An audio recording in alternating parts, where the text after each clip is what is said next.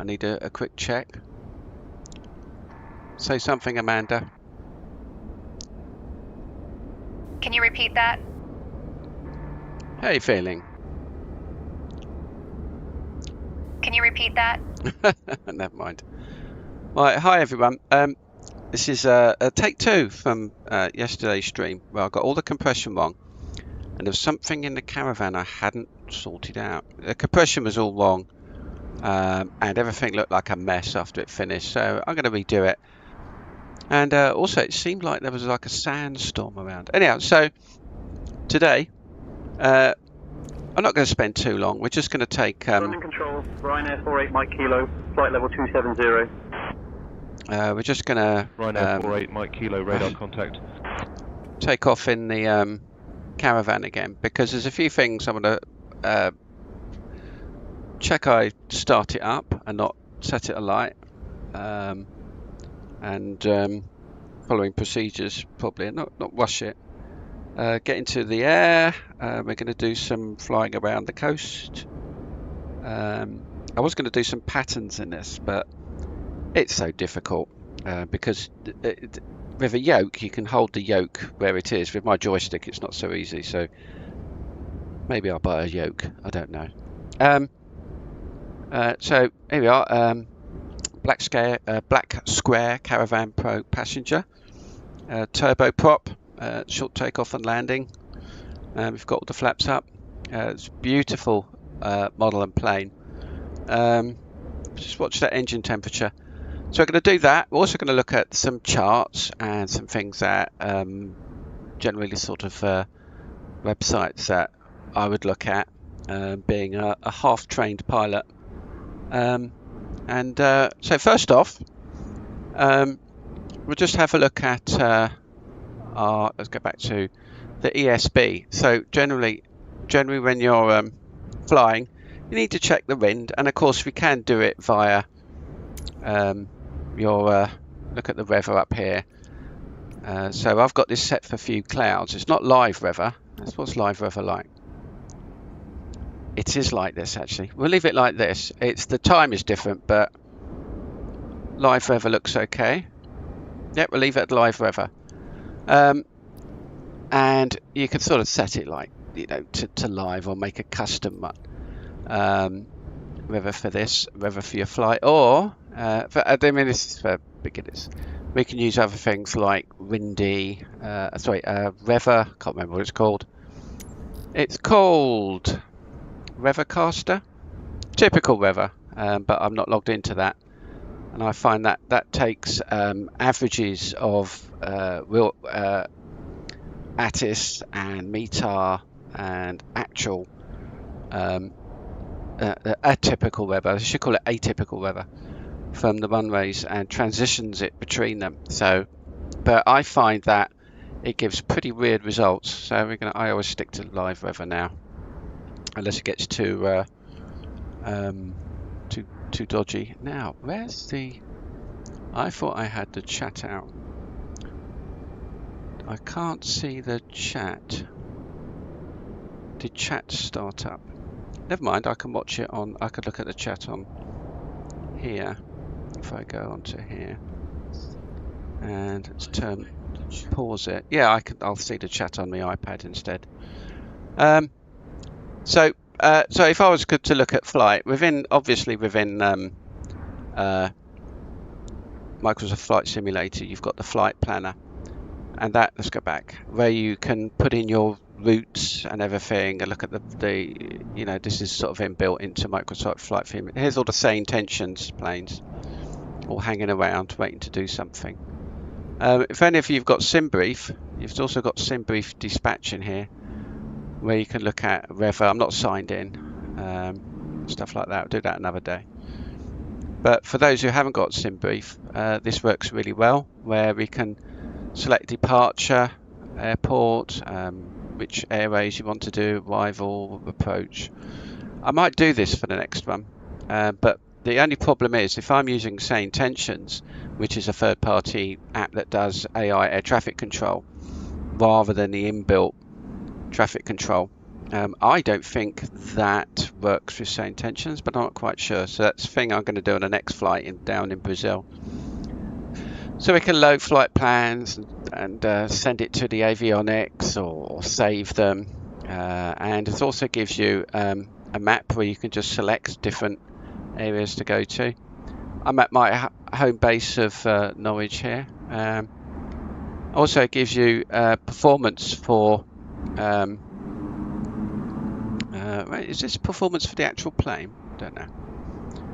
We've got flight rules here. We can put flight rules in. This is for your flight plan, so IFR. Put the registration in. And all this will go to the ATC, so that the inbuilt ATC can sort it out. Payload and fuel. There's all sorts of stuff to set it up in there.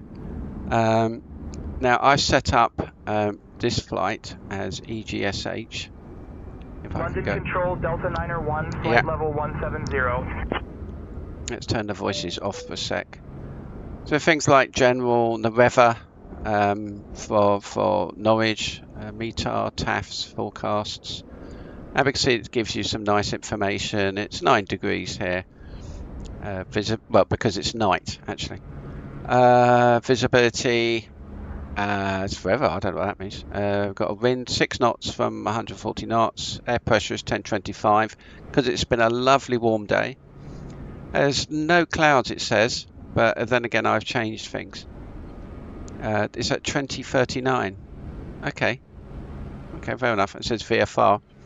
We can look at the runways. We've got runway 9 recommended. It gives you the heading, the dimensions, the elevation, 113 feet. Now it says 113 feet here. That's runway 9. It says 101 feet. Now the actual airport's elevation says 107 feet. Not absolutely correct, and I'll tell you why in a bit. And it gives you the frequency as well. So I can, if I click set, that will put that into the avionics. So this is really useful. We've also got some charts we can look at. There's like runway 9. There's no charts available for this. We've got arrival. None of that. Approach. We've got now approach. At the moment, it's got NDB runway 09, and we can see this is all these charts look a little. We've got a helicopter coming in. Someone's buzzing around, and the only thing is you cannot make this.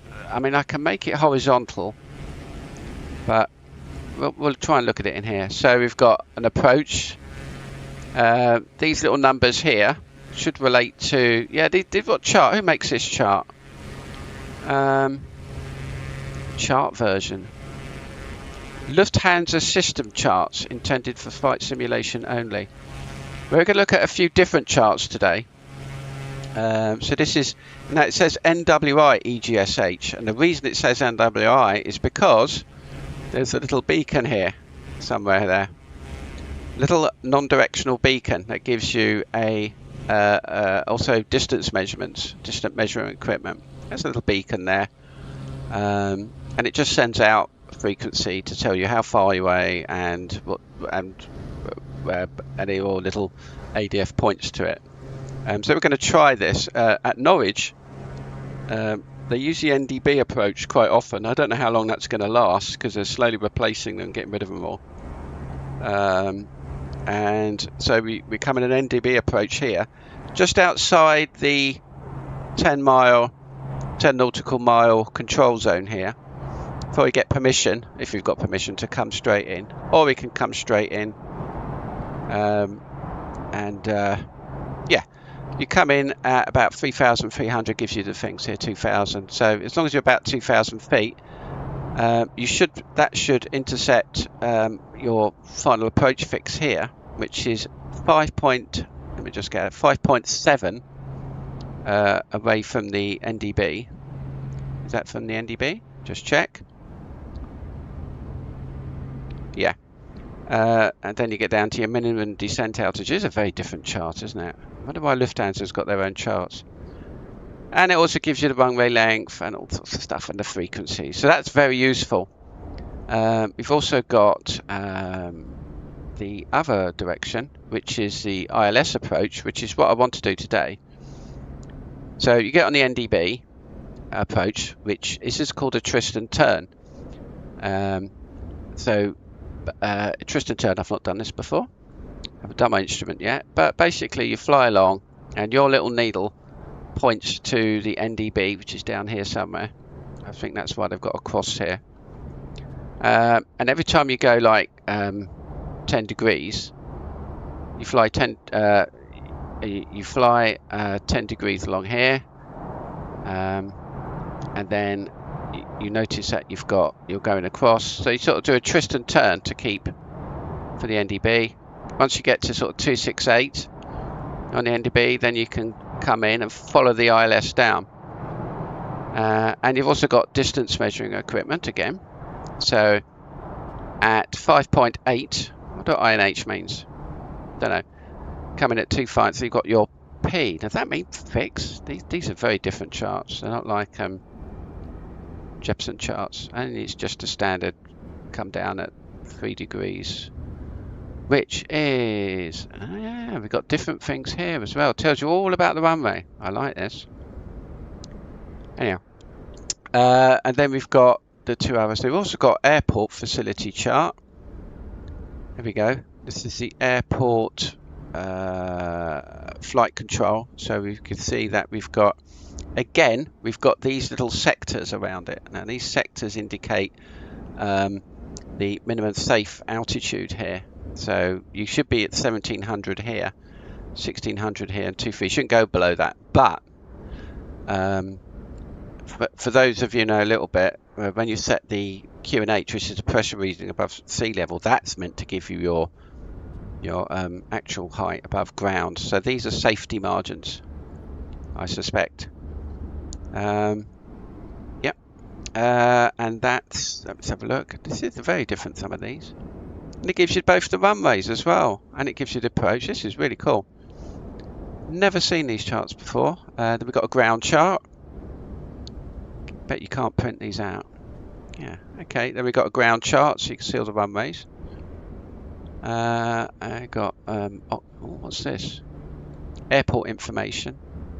We've also got minimum radar vectoring. So, not entirely sure.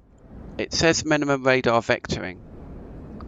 I think this means, again, it's got sectors here. So this sector is all the way around 1600 feet. I'm not entirely sure what this means. And then, of course, we've got departures. We can look at departures and run arrivals, approaches. We've got different transitions. Shows me the different transitions to come in and out for the NDB. And runway 27, if I go to here, it shows me the where we come into the different transitions to get into the airport, and also it gives you a holding pattern as well. So if you missed approach, you come and do a holding pattern around the beacon.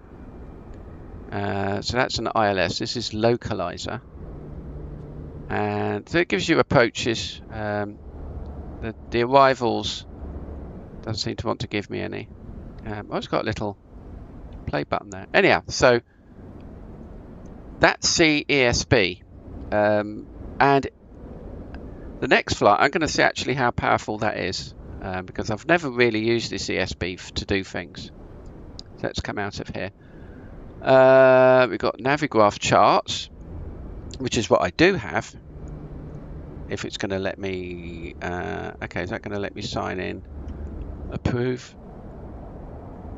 Coming in. Let me just move it out of the way. Pop.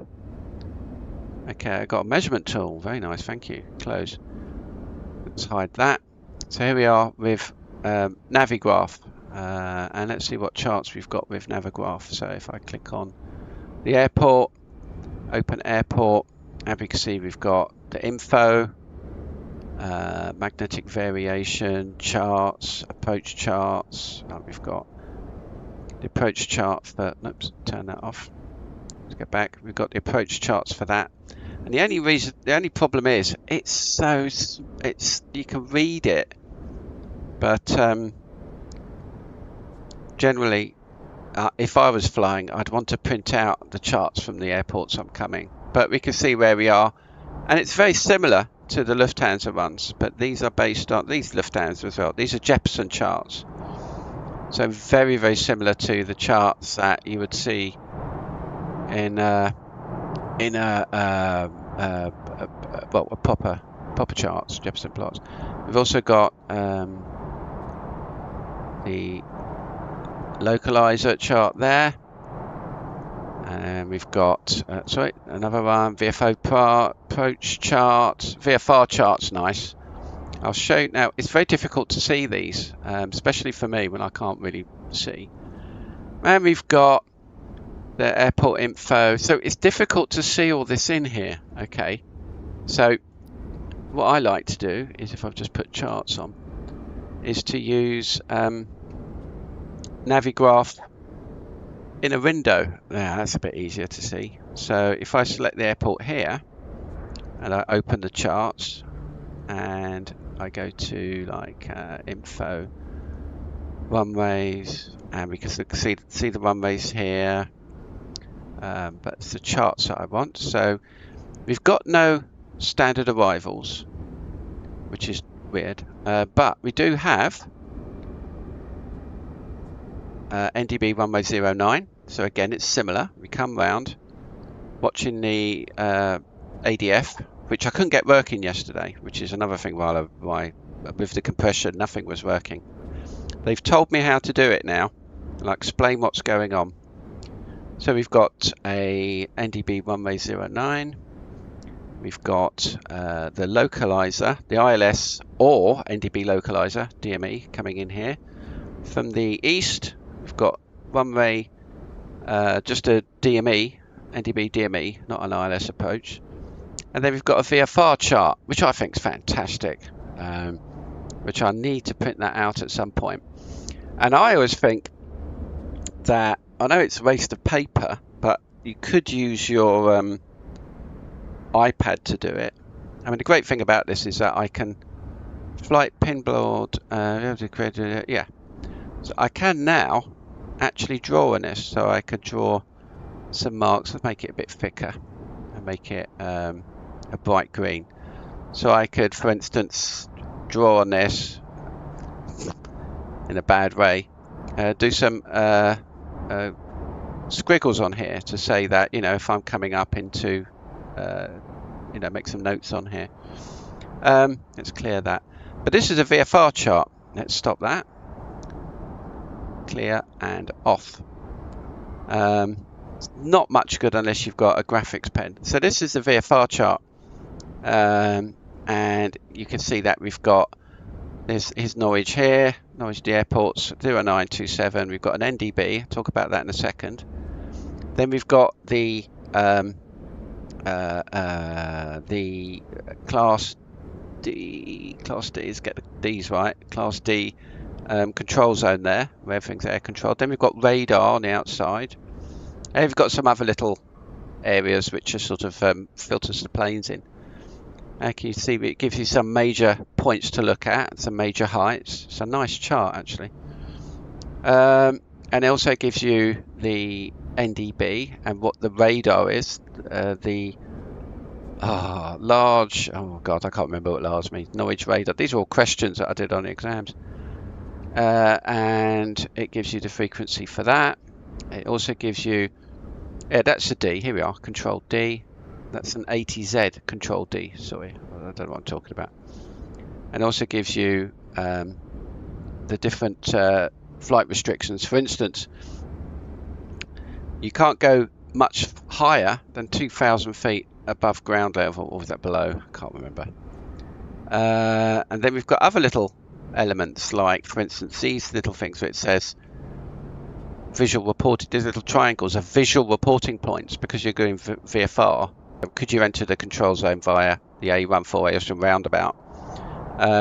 Then you know what that should look like, and tell them where you are, give you a position for that. But the good thing about the NDB is that it always gives you a distance. So for instance, if you're up here into the north, you should sort of know where you are from charts. That gives you a view into, gives you an idea of the distance from the airport, or at least where you are when you're coming in and you have to give you information. And there's lots of stuff around here. There's all the little heights, and down here we can see what was that, little rivers and some other airports around here. Up here is Swanington, Cottishall. There's another, I can't see them. There's another one, Felthorpe. It's not Felthorpe. Anyhow, so that's a visual approach thing there. We've got some taxi things. It gives, that's your general briefing. We've got airport info, takeoff minimums. Lots of stuff here. Whatever that means. It always gives you the ATIS and the tower. Parking stands, where you need to park. Then we've got helicopters, lots of helicopters here. They're all off to the gas platforms. We've got the VFR aerodrome chart. This tells you what you need to think about for you when you're doing VFR. And again, it gives you the ATIS, Norwich Tower, and the elevation. It says 117 here. Actually, it's 118. I've just seen NOTAMs that actually Norwich has risen, or for some reason. Not pressure, it's actually height above, is now above sea level, is now 118. I don't know. Just noticed that. There's loads of NOTAMs for it. And then we've got general information. We've got SIDS, nope, and some reference. We've got radar minimums, outside the radar minimum altitude area. So it gives you maybe used for cross-checking of altitudes assigned when in receipt of ATC resurveillance service.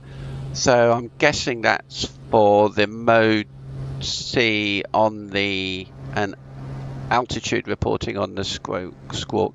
And then we've got noise abatement, and they don't. So yeah, so you've got all the information you want here. It's very good in Navigraph. Okay, let's just get rid of that. So here we are. And also, just generally, we've got where it says the Class D here, radar, ground to 4,000. And if I come in a bit quicker, is it going to give me? It's not giving me the other one. Have I turned them all on?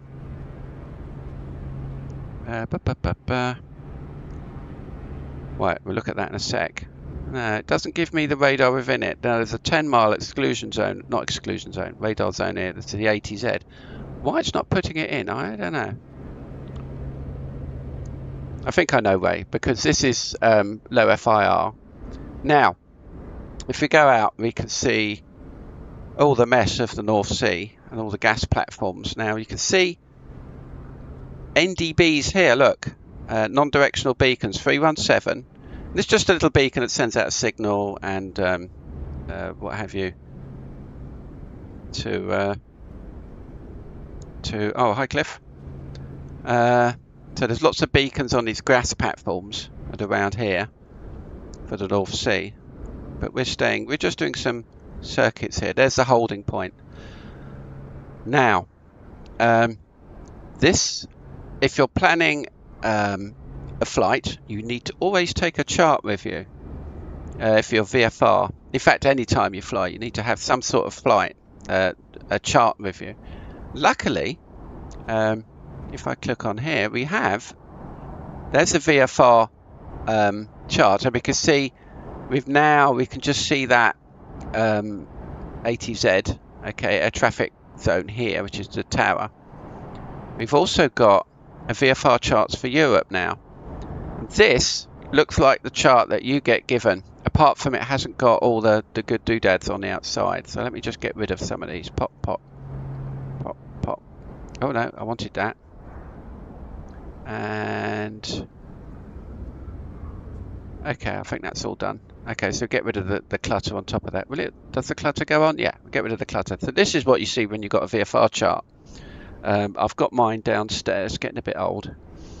And this is where you have to, I mean, let's see now. It's about, let me see, if it's on screen. Oh, I don't know how you could tell it. but this is a chart, VFR chart for Europe.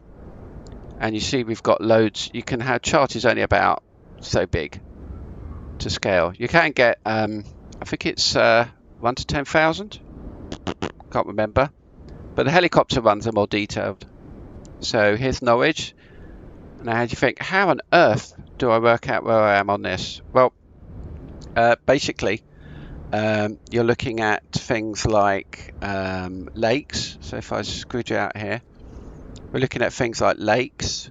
Hopefully, you would have planned with your erasable pens your flight on here, and got the bearing and the length and the distance, and worked out the fuel and any offsets and any little points, and worked out the safe levels for this, and looking for anything that sticks up in the air. For instance, let's look at let's look for something that's a little bit high on here. I'm trying to look for a height on here. There's Norfolk Showground. These little triangles, by the way, are the visual reporting points, which are very, so, you know, you sort of head for these and you know where you are. There's one at 888 above sea levels, above the ground. So you need to add 500 on that. And in fact, so you just need to stay above it. And also, if we pop out, we can see the numbers here. These are minimum safe altitudes, 1.5, but be careful with those. Yeah, so that's a VFR one. It's so tiny, but should always take them with you, because if you get lost, you can always see, you know, you can look down, look, if you see, like, doesn't quite look like the charts I have. It might do. Not sure, but you can see where Lowestoft is. So you're looking for like intersections of roads and any sort of, let's go down a bit more. If you're coming down here, you're looking at shapes and looking at two features to try and triangulate yourself. But you shouldn't be going off system, off route anyhow, because you shouldn't be. So, I mean, the one that I've done before, which I can't even see over here, Midden Zealand. Now that's Sweden. Oh my goodness! No, I know he flew over here. I look at this charts. It's impossible to see. And this is why people use. No, he flew out down here. It's down here. So that's Midden. Ah, there it is. Yeah. So here, I flew back from here rather. So he flew down following the VOR down to Clacton VOR, and then we did a VOR out to Midden Zealand, flying over all the windmills. Anyhow, so that's VFR. I'll turn that off now.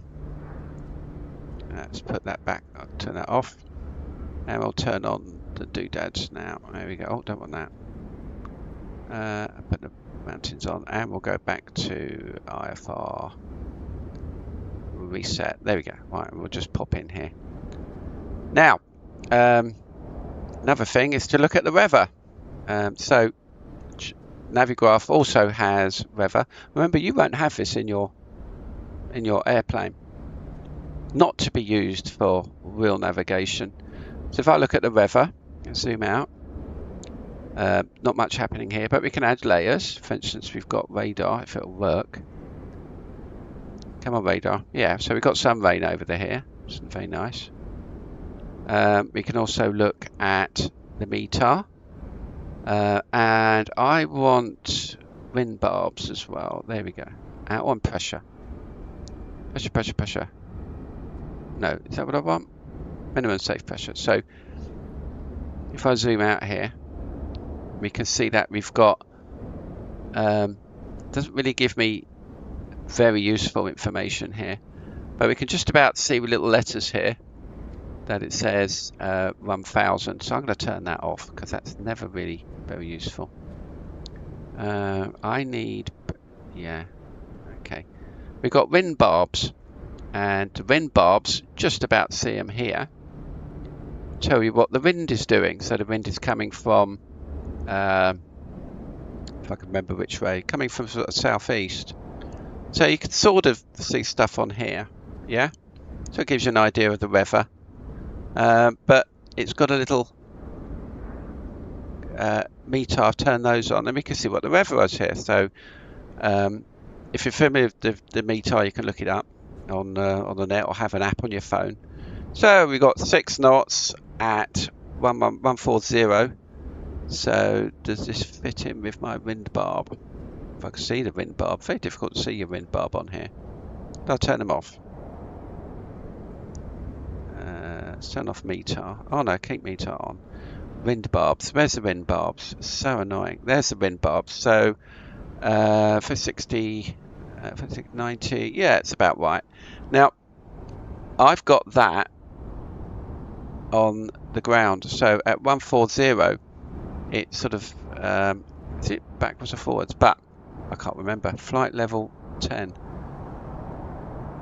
Yeah, it's telling you that's what the wind is at the ground, okay, but higher up the wind is different. So if you watch the little barb there, which you can barely see, it will go around until you get up to, it's quite windy at flight level 350. So you can do some stuff into this. So I'm just going to bring that out of the way, turn charts off and bring in the browser. And let me bring in the browser here. Now there's a few, if you're doing it a proper flight, don't rely on Navigraph to do a real flight. So in some cases you might want to, let me get this set up. Oh, okay, we'll do it like this. So this is the NATS, which is national, I can't remember what it is. National, that's the radar place. They do keep an eye on our airspace, and tells you it's got all the, it handles all the air traffic control. National Air Traffic, I don't know what it stands for. And so it tells you about all the airspace that we've got, all the airspaces, and all the planes that we have at the moment. So if I make that big, it's not going to do it. Does that make it? I don't know. Showing all the planes moving around that one radar, not the VFR ones, unless they've asked for it, or well, maybe they are. And also you can learn about airspace here. So NATS is great for learning about airspace, and it's all very technical, but part of NATS is the EAIS package, the Air Information System, and this is very important for this is almost government stuff, which explains why it's also clunky. This is an information system that you should always have a look at before you fly. For instance, comes in 3 parts. We've got general rules and regulations, then we've got rules and regulations en route, and then we've got informations in aerodromes. Can I zoom in? How do you zoom in? That's better. There we go. So for instance, in Gen 0 we've got record of air amendments, checklist of AIP pages, and the US has got a similar one. And then we've got national regulations, designation authorities, about aircraft information. It's all very wordy, which is, you don't really need to worry about this for flying Microsoft Flight Simulator. Then we've got tables of codes, we've got chart syndromes. On your chart, okay, your charts that you have, I showed you the one in Navigraph, which is basically a chart. It tells you what all these different, I'm going to sneeze.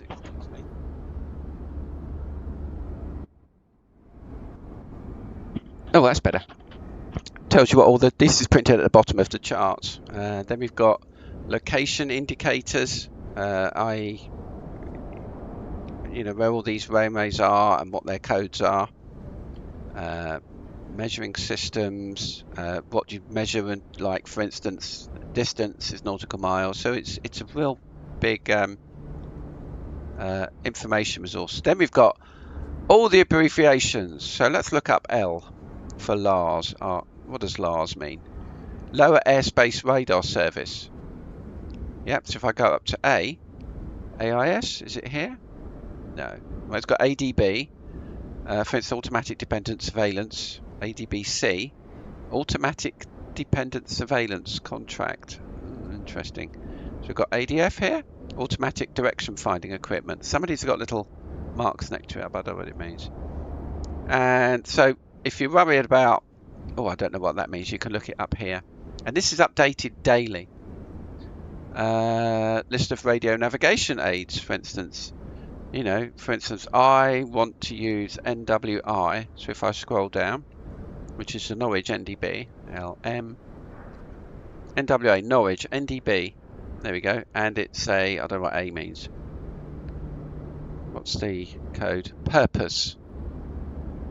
Don't know. Then you've got conversions of measurements, for instance, you know, nautical miles to kilograms. For those who use Rizwheels, you've got, forget it. So you've got lovely tables here to work out. Then we've got sunrise and sunset, not telling me here. Then close that. Then we've got services, aeronautical information service. This is the service that we have. And it's really like old-fashioned clunky, but I think they're a bit wary of making it all posh and modern. You can't see it, can you? Nope. Can you see it? You can see it. Oh, I know. Sorry, it's my fault. And we've got air traffic services, air responsibility, communication and navigation services, meteorological services, search and rescue, all about search and rescue. And then we've got about how much people can charge for landing of aircraft. And of course, you know, terminal services, for instance, use the rate of £19.48. So that's all the general stuff. Now, en route, so that's all the regulations and codes and all the abbreviations, what have you.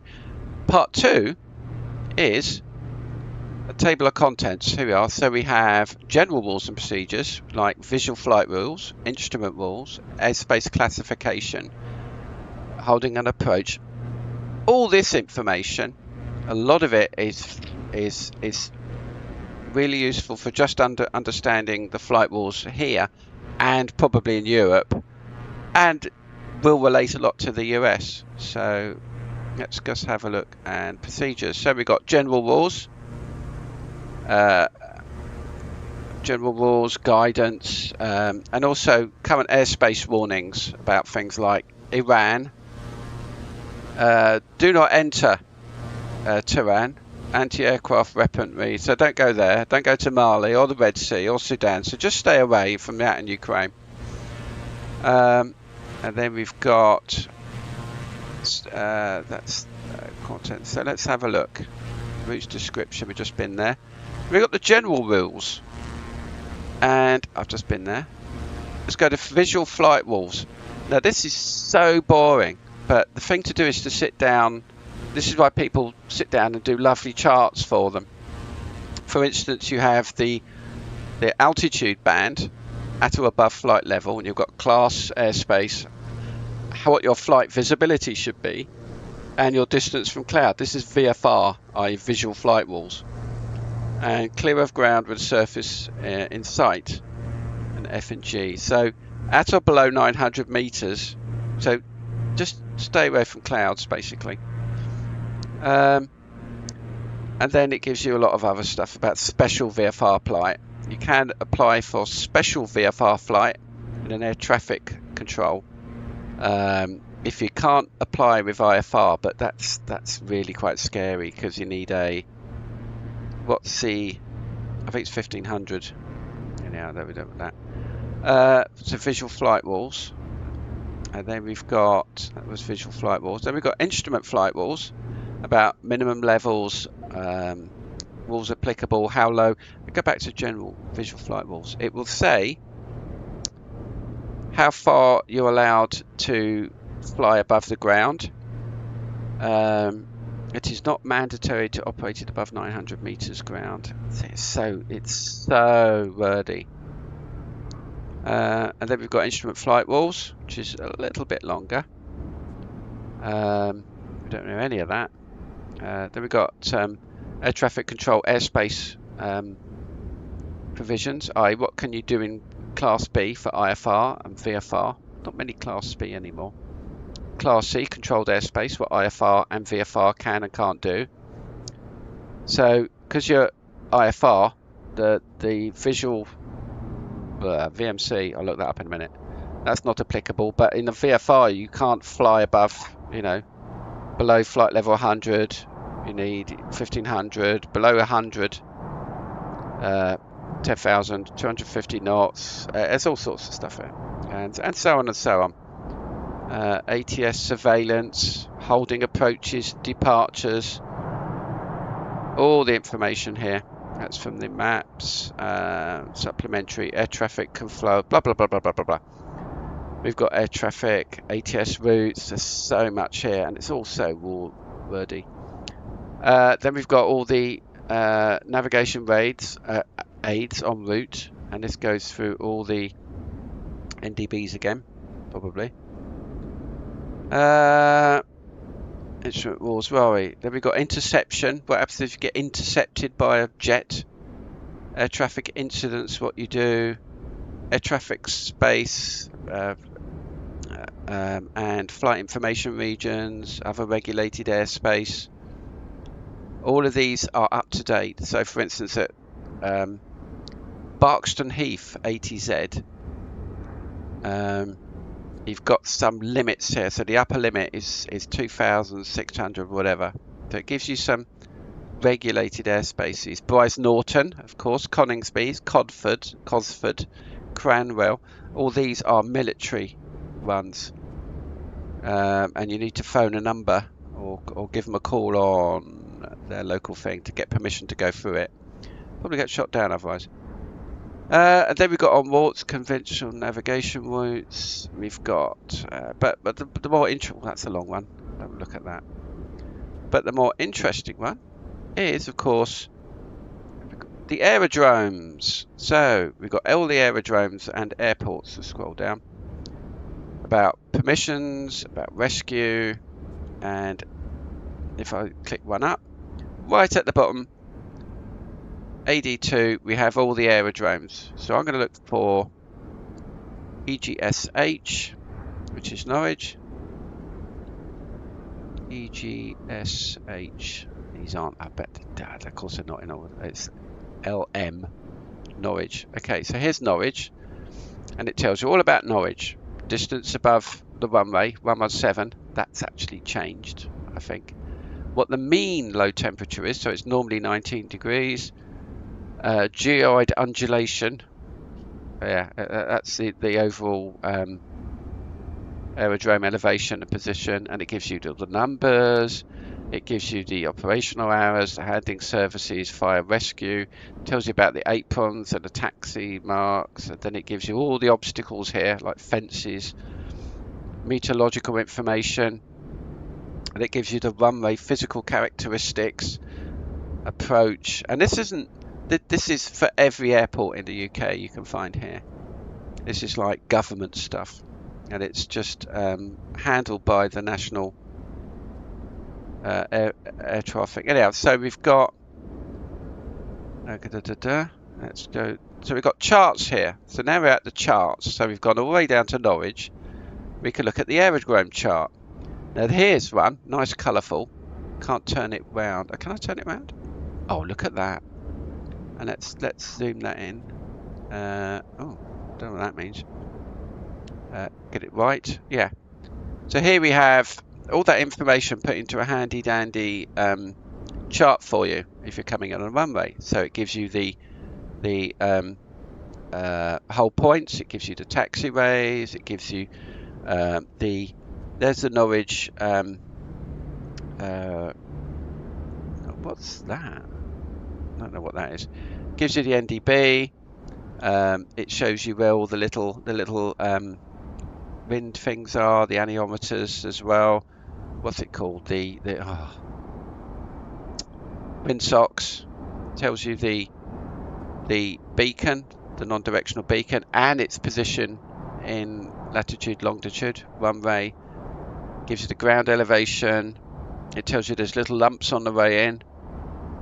Gives you all the lights, where the pappies are, either side here. Sorry, not the pappies, the green ones. There's the pappies either side. Gives you the height of it, which degrees the pappies are set at. We've got engine test facility here, fire training. There's a control tower. I've been in that. It's cool. Gives you runway 9. It tells you where all these other little things are. INH. I wonder what INH means. There's the ILS doodad here. Then it tells you where all the different I wonder what A1, S1, S2 are. I'm not sure. It also tells you what a hotspot here. So on most runways you'll get a hotspot somewhere where it's a little bit, you need to look out as I'm coming down here to get onto the runway. You know, you might bump into someone else coming the other way, so you've got to watch out. It gives you all the frequencies. So this is really cool. This is a really cool thing to have to print out. I've got one in my little, if I ever go flying again, that's one that I've got. Let's go back to charts related to aerodrome. Oh, I was EGSH, wasn't I? Then we've got the parking docking chart again. Not again. Parking docking chart. Let's zoom out once. Oh, one more. That shows you all the parking is. If you go to parking stand 1, heli stand 2, loads of heli stands. These all, look at them all. They all go out to the gas platforms. Tells you where the hotspot is. And you can see the little wiggles here. That's where all the fighter jets used to be. That's all military stuff there. There used to be more runways here, but it's, if you can see, we've got disused written on there. That's obviously that's where the old runways used to be. Now just here is where the Piper Warriors are parked. Let's go back to visual charts. Okay, go to charts. Then we've got ATC surveillance. Oh, sorry, control zone. That's an excellent chart as well. There we go. Let's zoom out one more, showing you the visual reporting points. See, this is much clearer chart than either of the others. Don't know if they're all like this. This is produced by, it doesn't say. That's 30th of January. It gives you the reporting, visual reporting points. Shows you the rivers, the main railways that you could follow. Some things that stick up, like the Attle Bridge up here. That's got a big tower there. Gives you the control zones and also the ATZ. If I go back to charts again, we've got ATC minimum surveillance chart. We've seen that a little bit before. Let's rotate it round. Oh, right round. That shows you the bearings and radials of, what is this for? Approach surveillance. So yeah, this is where they probably keep an eye on you when you're approaching. You want to keep away from that tower there. Not entirely sure what that is. Such an old, it's got frames. It's amazing how old this is. Then we've got instrument approach chart, which we've probably seen before. Let's zip out. We've seen this before. This is very similar to the Jepson one. If it is Jepson. It doesn't say who produces this. And so on. So you've got everything that you need to know about Norwich is in the NATS, that's what E stands for, EAIS package. And you can download the whole thing. Then we've got amendments. Here's all the amendments. Then you've got the pink ones are warnings, I think, the pink ones. So these are navigation warnings. Supplements. Come on, no supplements. Oh, valid supplements. Then you've got AICs. I wonder what they mean. Used to know all this. So we've got navigation services, traffic services, en route charts, navigation warnings. Don't know why I can't see any NOTAMs for this. NOTAMs are no pink ones. I thought these were the pink pages. Never mind. So that's, you know, where if you wanted to know about an airport in detail, where you would really go and have a look. So that's the EIS. The next one, if I was going for a VFR flight, I would go onto the Met Office Aviation Briefing Service. It says it's retired and it's gone over to something called Mavis, which you need to sign into. And Mavis is it's a brand new service, Mavis, and it's fantastic. So if I turn off, let me just turn off a lot of the weather that I've put on. Pop, back. Okay, sites, pin sites. So I've already got a pin site, which I didn't pin. This must have been held over from some other login, because I used to log into this to get weather reports for any sort of VFR flights. And if I click here, we've got map settings. So basically, it's the maps here. So if I go to the weather here, let's get rid of that blanket. Okay. So we've got Norwich. If I click on Norwich, it comes up with what's happening at Norwich today. So BTAR, EGSH, KBK 905. That's the temperature at the moment. QNH is 1025 because it's knife, no significant weather. And then the TAF, which is the forecast. So at the time, 20, what that means, 6 knots, 10 miles, few at 2000. Then we got temporary between 2702 and 2706. What that means? 6,000. Oh, temporary. 26, probably 3,000. I'm not sure what that means. I can't remember. And it's got fog. We won't have fog today. But if I go to the weather, we can stick on things like the latitude and longitude. We can go to the cloud and visibility. For instance, I can look at the visibility here. I can look at the cloud cover. I can look at the cloud base. We don't have a cloud base. Then I can look at things like lightning, precipitation. For instance, we can look at precipitation rate. Let me just zoom out a bit so we can look at. So there's the weather here.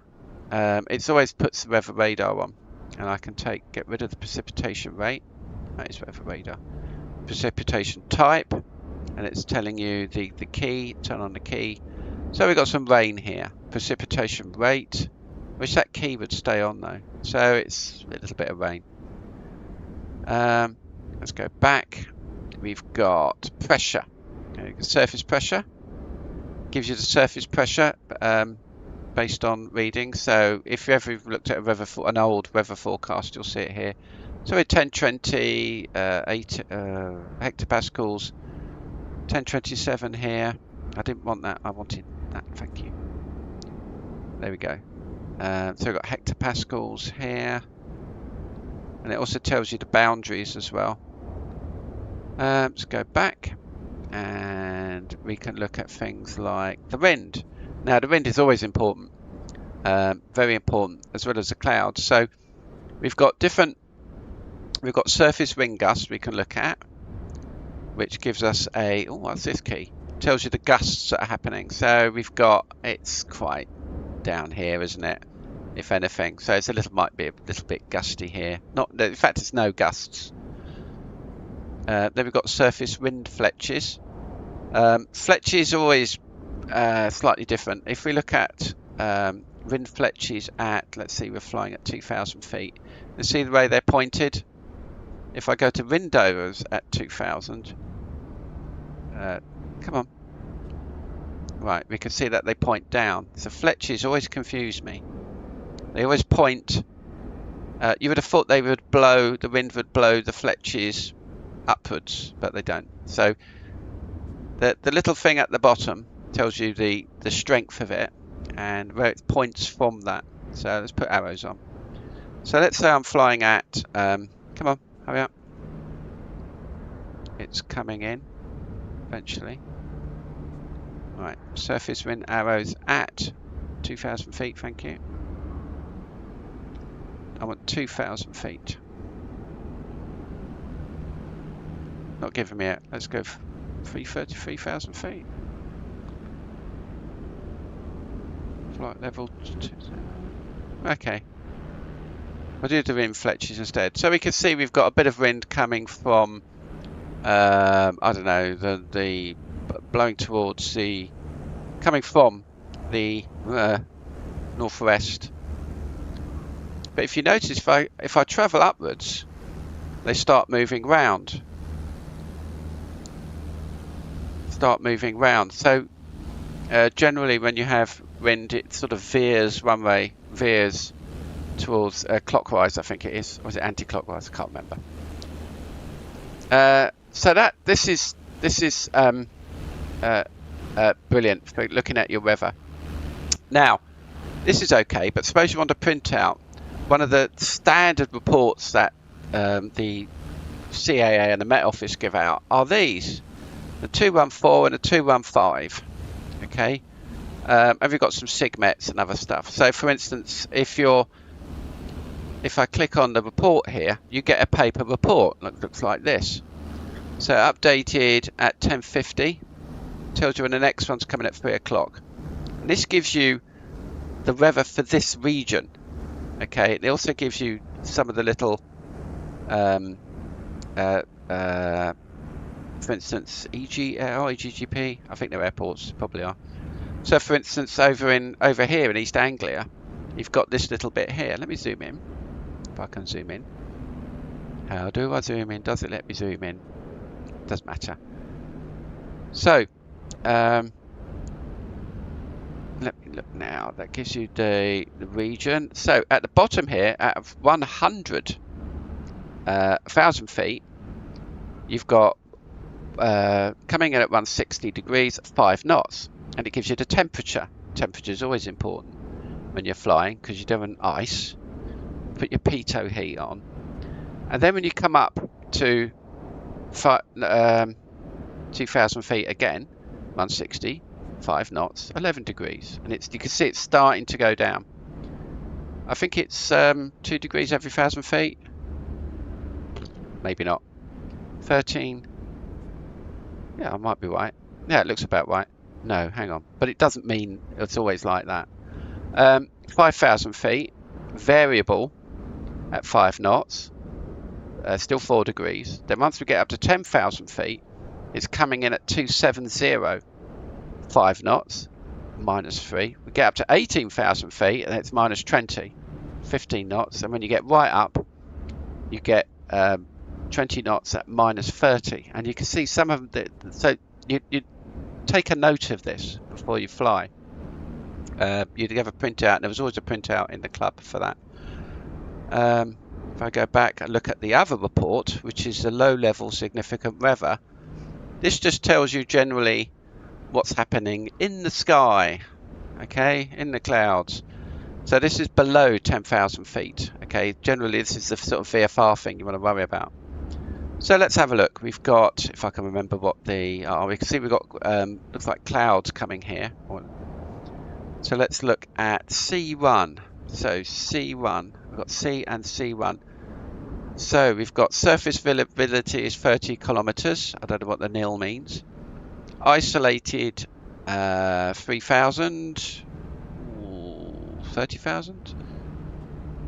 I don't know what these mean. And you've got isolated hill fog. That's fog, isn't it? They got occasional isolated in C2, broken, overcast. That means precipitation. Nope, I'm looking for 2. It's got some ice and a bit of turbulence, moderate turbulence and moderate ice. Yeah, at 070, isolated few scatters. It's a bit icy if you're if you're at what level is that? Below 10,000 feet. Yeah,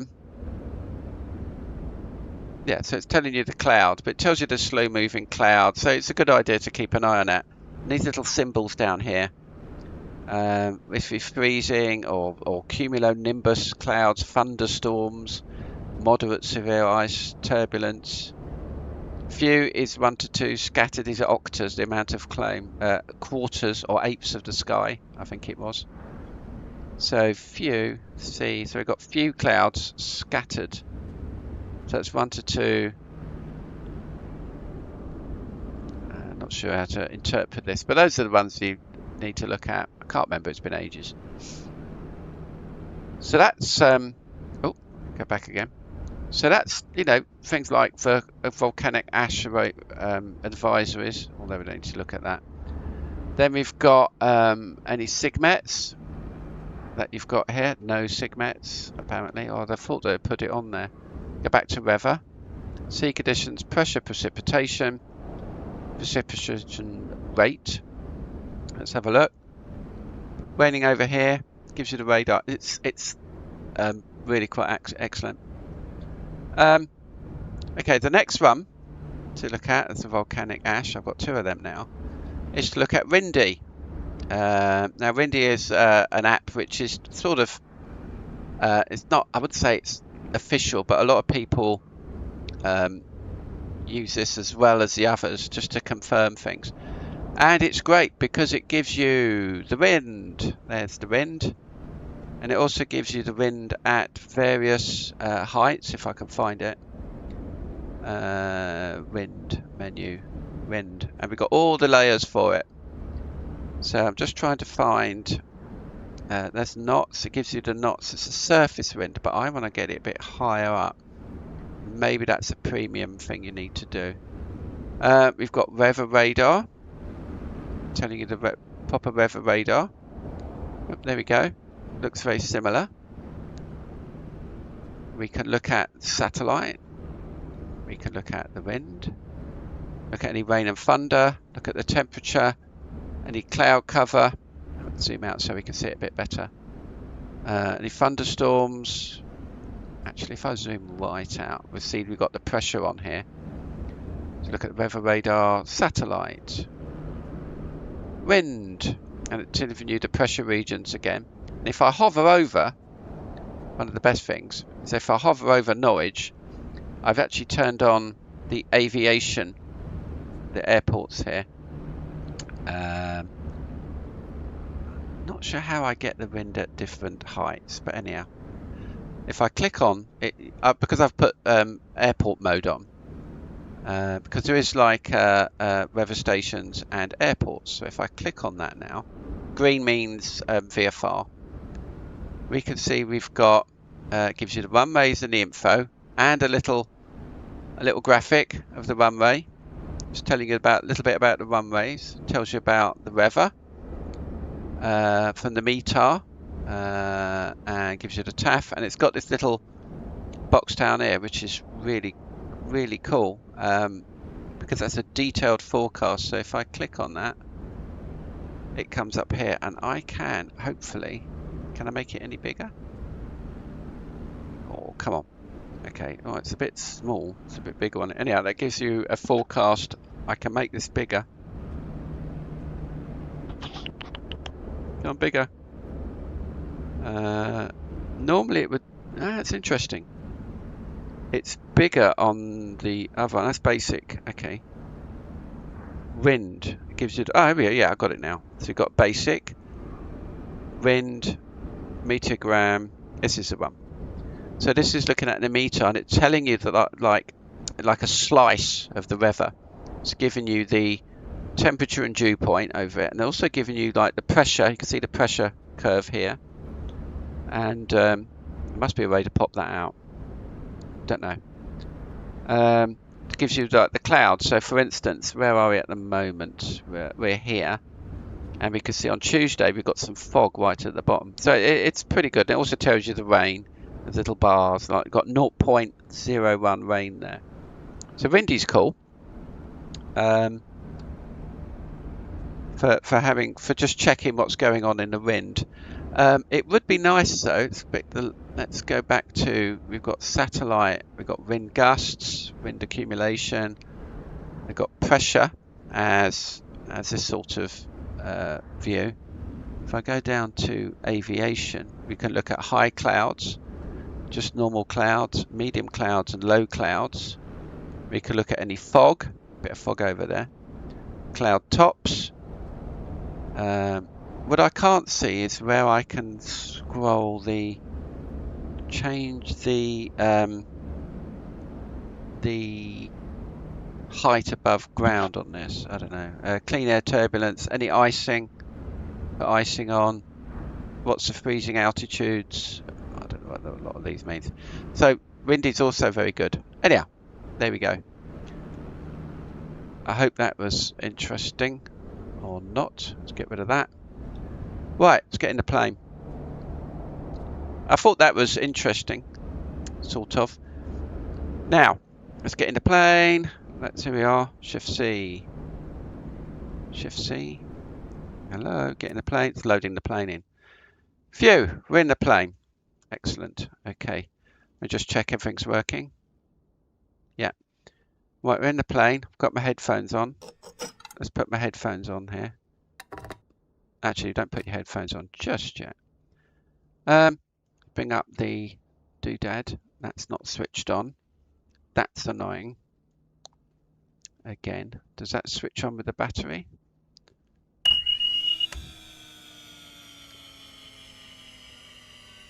Right, this isn't switched on. That is very noisy, annoying when that doesn't switch on. Why is this not switched on? Let's put it down and bring it up again. Ah, right, okay. Let me just restart. See if it loads it in. Sometimes I'm finding that these inbuilt tablets just aren't loading up for some reason. Just bring this back up again. Okay. All right, Shift C. Right, is it going to work now? If this doesn't, right, okay, yeah, you see, sometimes it does. If you leave it too long, sometimes it doesn't. Right, let's just, I need to adjust my scroll wheel sometime. Okay, empty, payload. All the chocks are off, brakes are on. Okay, so one of the problems I was having in this is actually starting it up properly, and not having the whole thing fall to bits. So we're going to start it up properly. We're going to get out onto the airport. We're going to take off, and we're going to do an ADF approach. Now, the ADF is one thing I want to test today. So basically, I'm just testing and looking at stuff today. I'm going to open up the handy dandy thing again. We're still going to continue in Brazil, but I'm going to do it through this, see if it's any different, see if the intentions will pick it up. Aircraft checklists. Okay, so pre-flight inspection. I've had a look outside, looks all right. Passenger cabin doors are unlocked. Cabin doors are locked. Parking brake is set. Control lock removed. Seat belts are secure. Switches are all off because I've just done it in. Ignition switch to norm. Okay, ignition switch to norm. Okay. Circuit breakers are all in. They all look into me. The circuit breaker that doesn't look in looks like that, you see. Fuel selectors both on, that's up here. I'm going to have to adjust my mouse to be a bit more sensitive. Oxygen pressure, that's fine. Ventilation AC, bleed air is off. They should all be off down here. Air conditioning, bleed air is off. Down is off, up is into sky. Cabin mixer, that's okay. Emergency power lever is normal. Don't think I've ever touched that. Power lever to idle. Okay, that's idle. This isn't idle. That's reverse. Right, we'll leave that there. One thing I've got to do before this. Oh, I don't know what that was. Engine, let me look. Engine condition is 0. That was weird. My engine condition was 0. Wonder why that was. Okay, show beta announcer, unrestricted beta. Unrestricted beta range. Restrict that. Propeller lever, fall forward. There's a propeller lever. Oh, no, that's a propeller lever, fall forward. Fuel condition lever, cut off. That's cut off down here. Fuel cut off, pushed in. Firewall valve pushed in. Stop flames coming through. Battery switch on. Battery switch is on. Sounds all right. All the annunciators are coming on. Let's give them a quick test. Looks all right. Oh, fuel pressure low. Now I've just pushed that on. Have I put the fuel on? That's interesting. I've not seen that before. Fuel cutoff pushed in.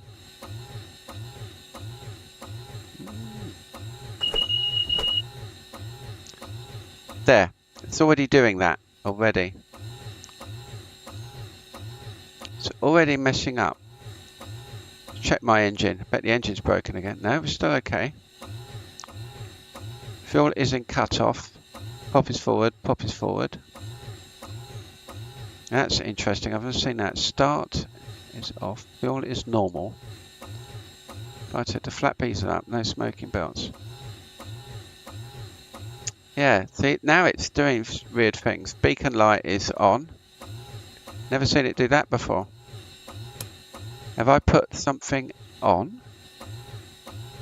Go back before engine. Battery switch on, fuel cut off.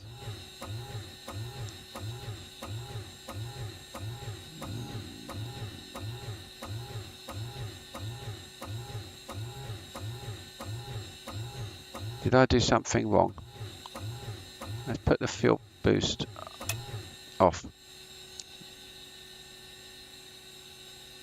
Fuel condition, battery switch, fire detector. That's weird.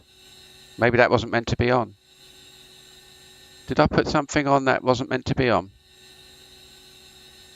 Fuel selectors both on. Ventilation, bleed hair, cabin mixing, pop. Fuel propeller lever, battery switch, flap lever. Yeah, I wasn't meant to do that, was I? That's no good. Avionics switch is on. Check the bus volts. Why did I turn that on? Have I turned something else on that shouldn't be?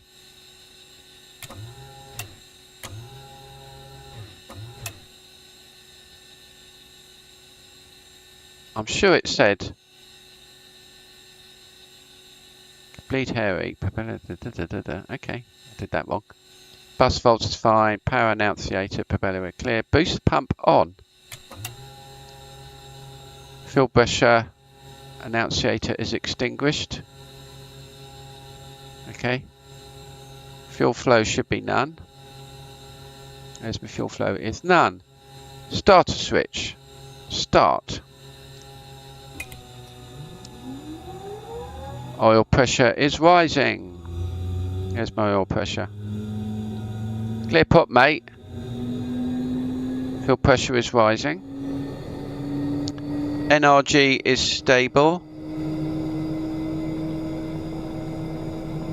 No greater than 12%, whatever that means. Fuel condition lever to low idle.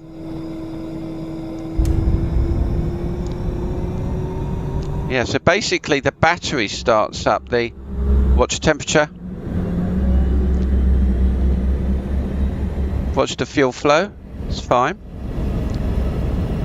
So if you put, so you don't put the petrol, you've got to let it warm up a bit before. If you throw petrol in it, apparently it catches light.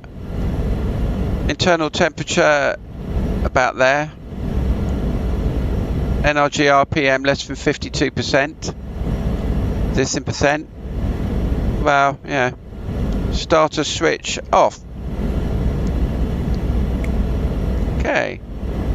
Starter annunciator. Now I put the headphones in. Starter engaged, annunciator gone out. Instruments check. Generator switch reset. Generator load is positive. Where's generator? Positive, it's okay. Battery charge and current is negative. Generator off, annunciator is gone. Fuel pump back to normal. Okay. Fuel pump annunciator extinguished. Oh, it says prop beta. Have I got my prop in the wrong place? Yeah. Weather radar off standby. That's off. Avionics switch 2 is on. Nav lights is required. Now I did put my beacon on. Put my nav lights on. Suction check. Where's my suction? It's green. Remote compass slaved. Ventilation. Radios. Okay, so we've got all my radios now. Pop. Continue. Now I'm not going to be using these to do any flying today. I will, of course. I'll be keeping an eye on where we are, but not going to be doing anything with it. So let's have a look at the engine. 100%. Hooray. Hang on, that should be out because we don't want any FOD going in. This is one thing I always forget. That says none, but directly I'll start moving on to grass. Actually, the airport park here isn't. I don't know where I am on here. I should be at the. I'm at a different gate. Okay, but if I was parked at the small aircraft park, which this isn't a small aircraft, then you'd have all sorts of bees and pollen and all God knows what going in. Okay, so that's all great. Okay, so now the thing I really want to do is try the ADF here. Because if we looked at the charts here, let's go back to the look at the charts on here. And there's the charts here. We've got a NDB there. So if I go to more info, it says the frequency for the NDB is 342000. But it's not. It is not 3402 that. 342000. It is not that. That is wrong, apparently, because if we look at the charts, turn the charts on, we can see that if I zoom in and look at the info comms emergency, I'm looking at general, comms charts, approach, NDB localizer, pop. Right, we can actually, I just want to view it. It's actually 342.5, not what is set here. So if I just click set, it's set it. Now, if that's going to show me it's not correct. That is not working. It is not correct on here. Not got a 0.5. Very annoying. So if I check on here, more info, frequencies, approach, got runway 9. I want to look at the charts, don't I? And go arrival, no, approach. NDB localizer 27. It is, if I can find it, 342.5. It is wrong, and this is a problem.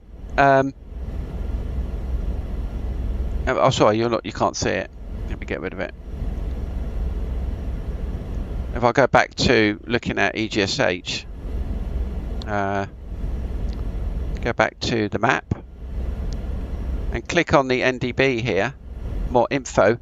It says it's 342.000, and I just press the set button on that. But it is not correct. So if I just swap the frequency, this is the ADF. It means that this little arrow here, or one of them, the slim arrow, will point to wherever is this slaved? Yeah, will point to wherever the NDB is, which is what you use They're old-fashioned now. Nobody wants to know them, but I want to know them because they're definitely used in what am I talking about? So this doesn't relate to the charts. I'll just look at the charts again. Click more info, charts, NDB. Zoom in, 342.55 NWI. So I'm going to change this now. See, this is how you change it. You roll that. So I'm going to roll that round to here. 342 decimal thing. Swap the frequency over. Nothing's happening. Okay. If it was any other plane, it would be fine. But apparently, I need to just click. See that little dot there? Let me zoom in a bit more. I had to actually read the instructions quite a lot. You have to just... This has no facility for 0.5. It's a very UK thing. And most of the plane's equipment, like the Bendix KR and the Garmins, that's all American. Honeywell. And any new digital one would let you have the 0.5, i.e. the 8 megahertz, I think it is. So you have to click, you have to, there, it says it on here, you have to push for 0.5 with your right mouse button. And a little dot comes up. That means now I have 3.2 and a half. So if I go over here, it's still not doing it. Have I turned it on though? GPS, go nav. Is it still not going to work? 342.5. Can I hear it though? Oh, hang on. I've got to turn it back. Then I've got to press it. Then I've got to turn it back again. Right, now that's correct. There we go. Oh, for goodness sake. You see, this is what I was struggling with. I paused it for 15 minutes in the air while I couldn't work out any of that. Let's turn down the aircraft. Okay, right. I think we've got somewhere now. Catch his light. Okay, so we're fine now. Okay, I'm going to get rid of that. I'm going to watch my flight on Navigraph because someone needs to. And we're going to just pop up and do a bit of ATC flying. This is what I wanted to see. So it's pointing over here, which is where the NDB is, over there somewhere. Yeah. Now down here, that's the we can put VORs in there and also do that RNAV stuff, which I wasn't really happy with. Okay. Just check that. Check that. I've got a look behind button now. I've actually set up another camera so I can look behind for, you know, if I go around a runway I can see where I need to go. Not very happy with it. Okay, let's get I'm gonna have to spin round here. Okay, we've got that. Is that gonna give me beta? Yeah, I don't want beta, thanks. Unrestricted beta range. Don't want that. Unrestricted. Show beta annunciator.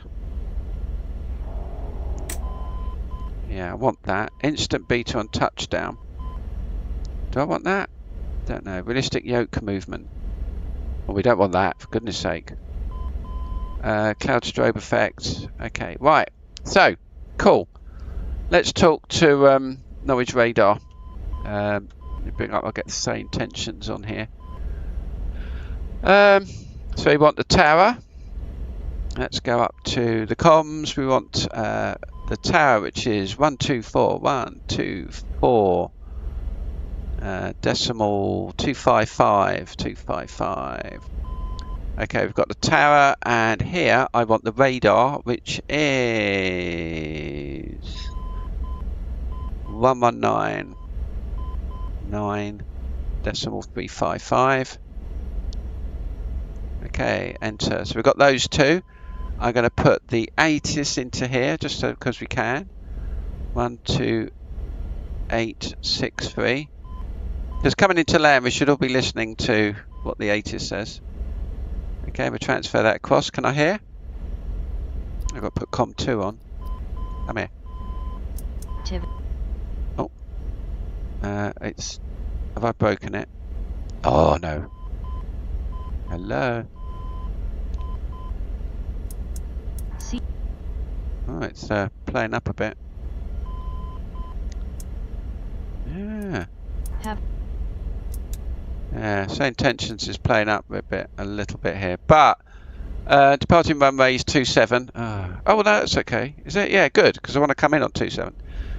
150 at 4 sounds about right for 27. Cav okay. It probably default to the ILS approach. Temperature is 8, dew point 5, QNH 1026. Transition level 1026. 3, 4, 5, 6. See, it's 500 feet again. Not entirely. Is this me that I'm 500 feet? See, 100 feet. I'm certainly not. I really don't believe this.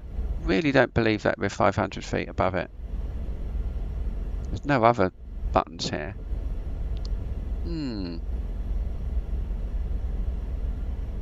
Not sure. Anyhow, we'll turn that off. We don't want to listen to that anymore.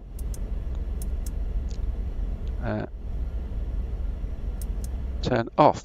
Ah. Okay. Right, that was weird. These aren't turning off now. COM3, COM2. COM2's locked for some reason. Okay. How weird. Oh, it won't use COM2. Generally on COM2 would use the, not SkyOps, but might be SkyOps.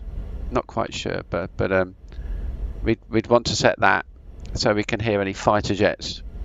Okay, let's look. We see the NDB wriggling around there. Apparently they're setting this out better. Yeah, it's wriggling a bit. And it's in SU5 next beta. Okay, let's talk to air traffic control. 124.255. Golf Bravo Sierra Charlie. Parked. Request VFR departure clearance and a pre-flight radio check. What was that?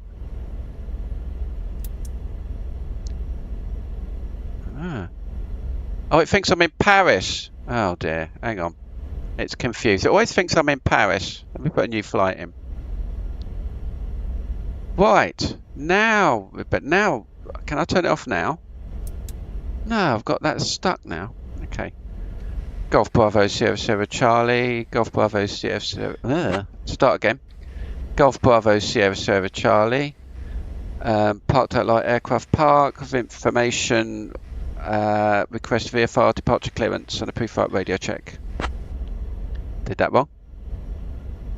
Still says Paris control. Readability 5. Paris control.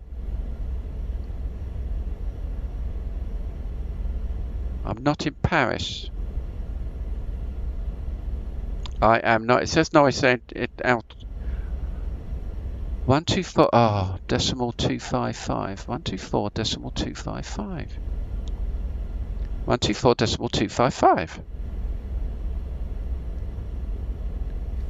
Golf Bravo Sierra Charlie. Could I have the QNH, please?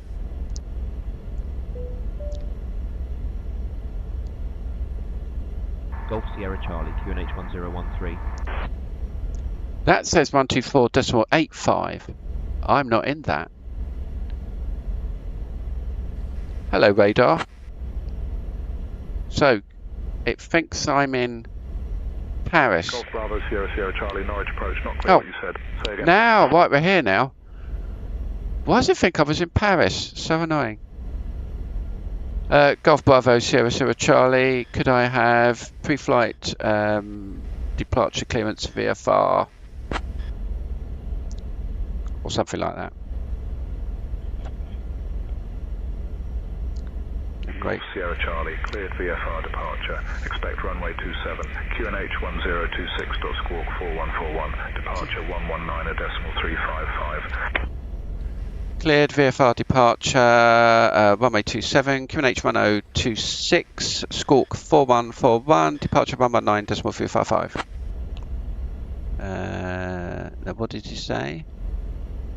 So that's 119.35. Sierra Charlie, read back correct. Tower is on 124.255, safe flight, sir.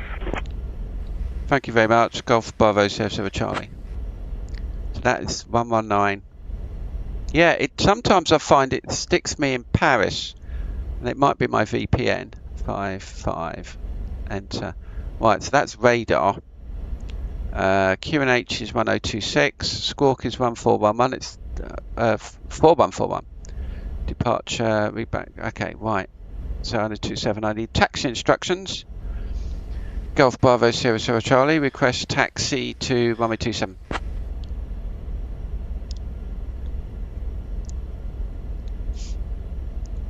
Golf Sierra Charlie, runway 27, taxi via Delta Alpha. Oh, not Alpha again. Okay. Runway 27, taxi via Delta Alpha, Golf Bravo Sierra Charlie. That's all the way round. I'll show you where that is. Okay. Let me put the charts up quickly. So, if I look at the charts here, oops, let me pick up the airport again. Turn off the weather.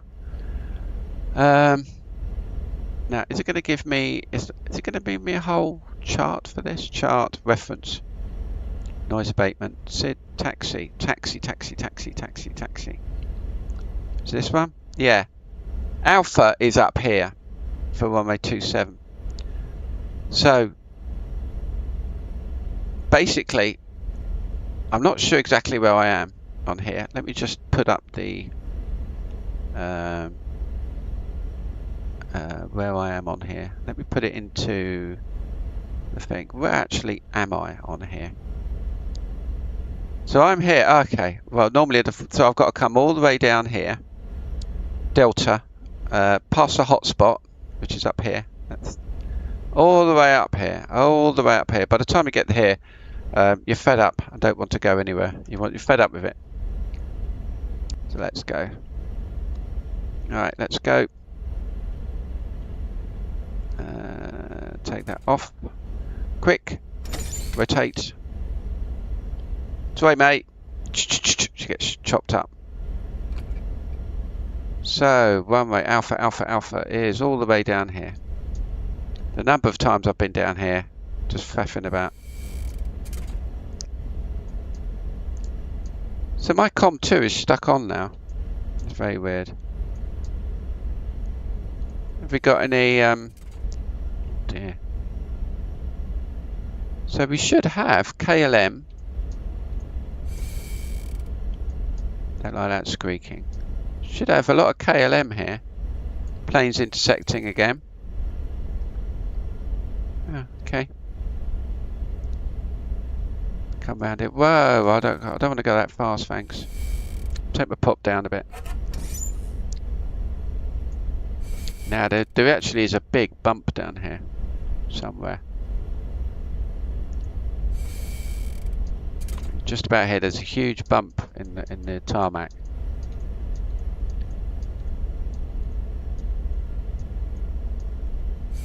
I'll have to do my. So taxi's all the way down here. Can't seem to slow the plane down.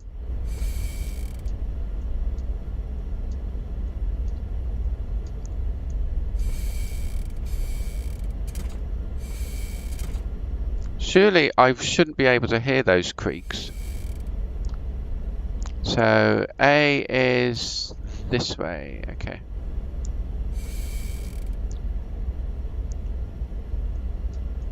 A is this way, it's correct. To runway 27. Looks like a nice day.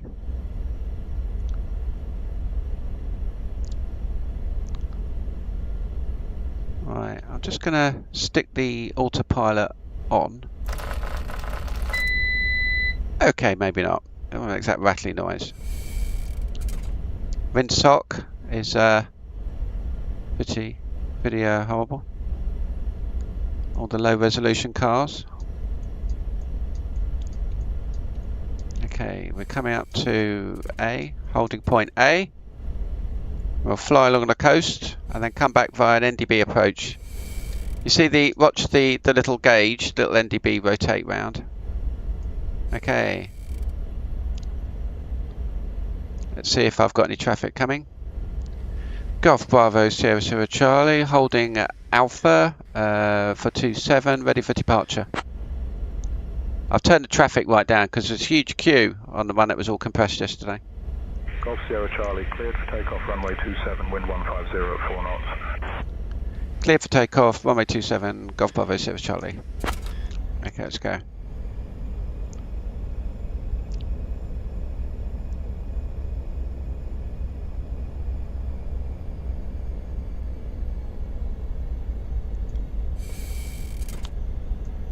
For anyone who wants to see some of the flights I've done, some of the landings, just have a look on the other playlists and see some of my reasonable landings and some of my horrible landings. Okay, everything's on. I've got a little light there, I don't know what it means. And off we go. Oh, careful, we don't need maximum speed on this. Pop full, that'll help. Careful of my torque. Okay, airspeed alive. T's and P's look okay. Temperature's okay. Rotate. Okay, we're up. There's no gear. Everything's fine. I can turn off the no. What happened? Thank you. I turned off the assistance there. So, if I was to look at my charts, I would see, let's just turn that chart off. I'm trying to do 3 things at once here. So, we're taking off at 27. We're going to go up to 2,000 feet. And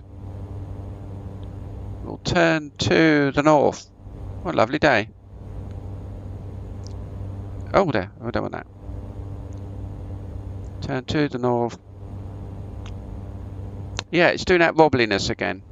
I wonder what that is. Golf Sierra Charlie identified. Over Norwich at 1,000 feet. QNH 1013. There we go. So they should ask me to... have I put that on Alt?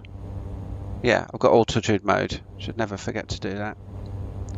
Okay, I'm going to stick at 2,000 feet. Put the autopilot on. Boop. Altitude, altitude. Pop. There we go. And we'll just stay at this height for a little bit. Whatever it is about that height. Don't know what that beep means. I think there's some sort of automatic doodad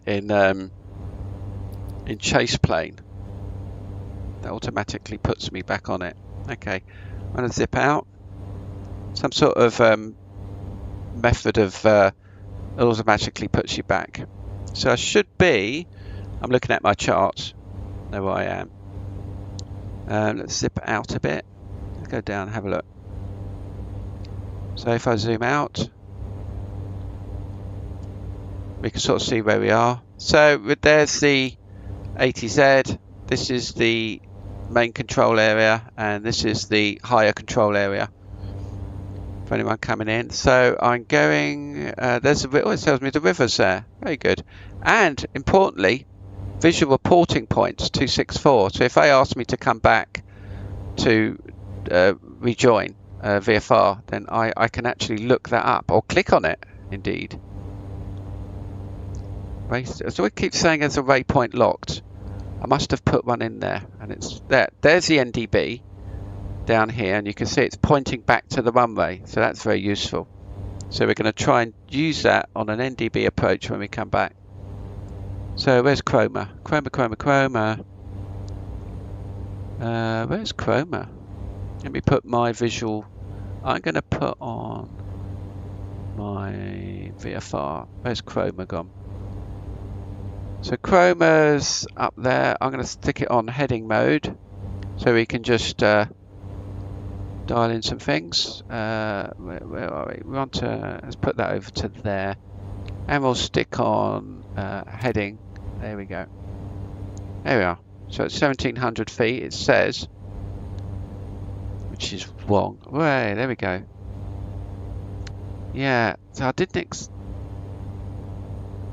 told chase plane to stop. It's a little bit staticky as well.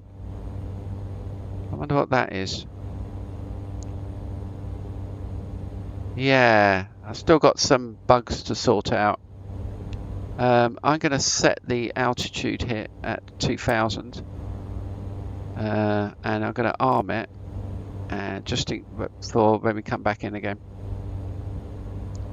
Okay, so off to Chroma. Hurrah! Let's have a look outside, shall we? What a beautiful day. All the lovely fields, all the houses, what have you. So Chroma's over here somewhere.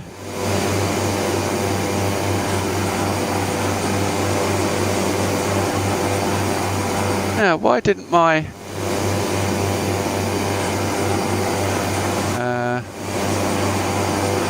right, I found a chat now. There we go. I've got to sign in to chat. Okay.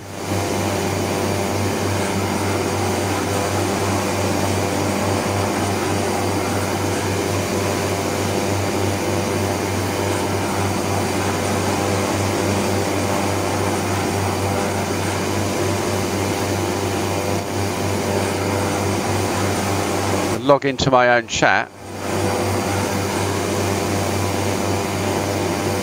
Yeah, it's been a little bit jaggy again. There. Little bit jaggy again. So why is it being jaggy? Let's turn that off for a second. Hotel Bravo Juliet Alpha India ready to taxi. Performance. Hotel Bravo Juliet Alpha India runway 27 taxi via Alpha. Runway 27 taxi via Alpha, Hotel Bravo Juliet Alpha India. Balanced. Okay, let's see if it's still doing it.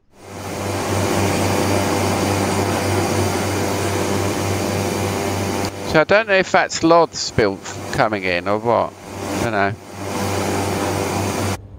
Definitely still some frame interruptions going on, which weren't there the other day, and I've been fiddling with the plugins. So, very weird. So where's Chroma? Let's have a look. Showing Chroma's to our Chroma's over here. There we go. Let's turn around. We'll use the heading bug to come round. Yeah. So yeah, chase plane is pushing me into this thing. Is it going to put me back in again? So Chroma is on our left. Let's have a look. On our right, but no pier. Yeah, there's a little bit of jagginess there. Never mind, doesn't matter. Right, we're going to fly down the coast now. So look out the window. Yeah, look at that. There's some sort of... Yeah, that is not what I want chase plane to do. Yeah, there should be a pier coming out here. Definitely a little bit of static. I think it's one of these. It's got to be one of these plugins interfering. Okay, let's heading back down here. Right, we'll fly down the coast. There we go. No, I'm not actually on radar. It didn't ask me to change to radar, so let me change to radar. That's a bit naughty of me.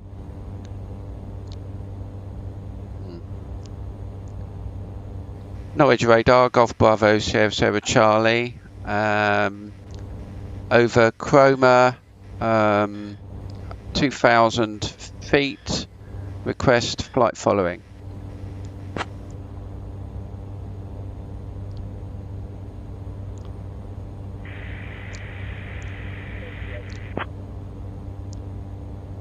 I didn't want Norwich approach. I want Norwich radar.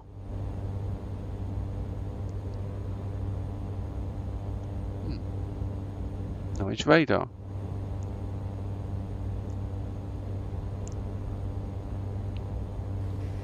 Norwich radar, Golf Bravo, Sierra Sierra Charlie. Come on.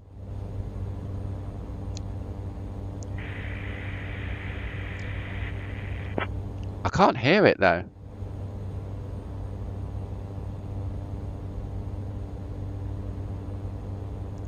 Norwich radar, radio check.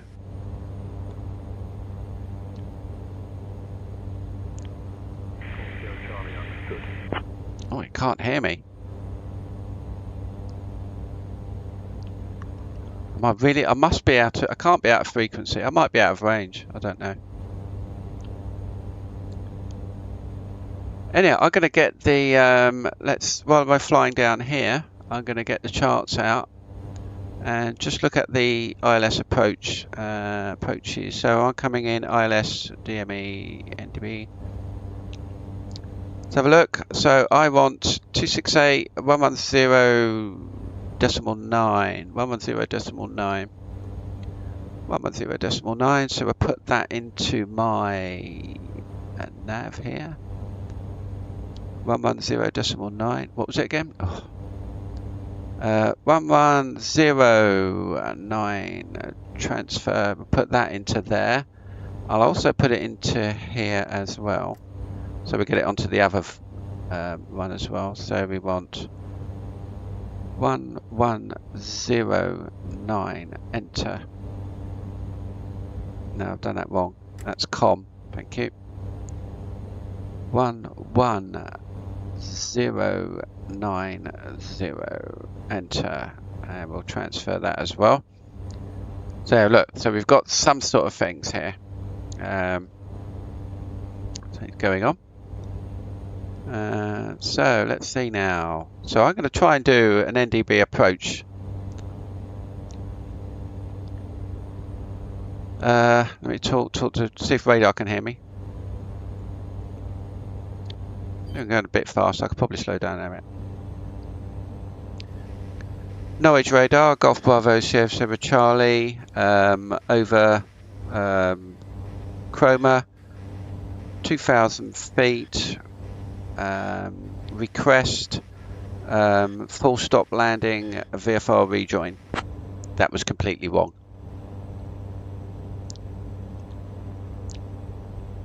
That's not Sierra Charlie, cleared for full stop landing runway 27. Report downwind for VFR rejoin.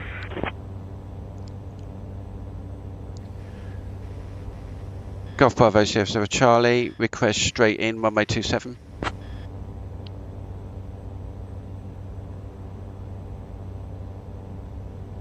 Golf Sierra Charlie, runway 27 not active. Available runways 16 center, 16 right. What? Golf Bravo, Sierra Sierra Charlie, request runway 27. They can't land on runway 16C or 16R. Golf Sierra Charlie, runway 27 is active. Expect runway 27 approach. That's hilarious. Okay, we can see the NDB down here where it's pointing, but what we want to do is to wait till that gets to 268. So that's 24, 26. So when it gets to 268, where's my NDB? So we says we are 11 miles out of here. So what we want to do, we want to do a little twist and turn to get ourselves aligned to it. So, and we can see on here where we're going to travel round this approach here. So I just need to adjust my heading a little bit. They call it a twist and turn. So for every 10 degrees, you move 10 degrees, I think. I would love to do my instruments, but it's just I don't want to do solo. Thank you very much. So we're coming around an NDB approach. So we do sort of, when it's done 10 degrees, we turn 10 degrees on here. So you're sort of doing a low polygon maneuver around it. We can see the ILS here. It shows me that actually the ILS should be on 268. Oh, that's the wrong one. No, that's wrong. 268. So let me just put the ILS approach on 268. If I can zoom in, 268. Got to get that set up. 24, 26, 268. That's probably not. Yeah, it doesn't tell me. Okay. So we can sort of see when these two sort of match up. Then we know where we're sort of going. And this is set up for the vertical and horizontal as well. So we should have a couple of instruments here. So it's given me a. Oh, did I say? Expect runway 27 approach. Golf Bravo service for Charlie. It's very naughty. Have I runway in sight yet? Can't see it. So we should. I should actually. I think radar is going to bring me in. I don't think Tower brings. Does Tower bring you in? I don't know. So it's sort of telling me I need to go a little bit more over here. No, that's wrong. Wrong one. Don't mess about. This is why we have GPS, everyone. There we go. So I want to go a little bit more over here. So we're sort of travelling around till we get sort of lined up for it.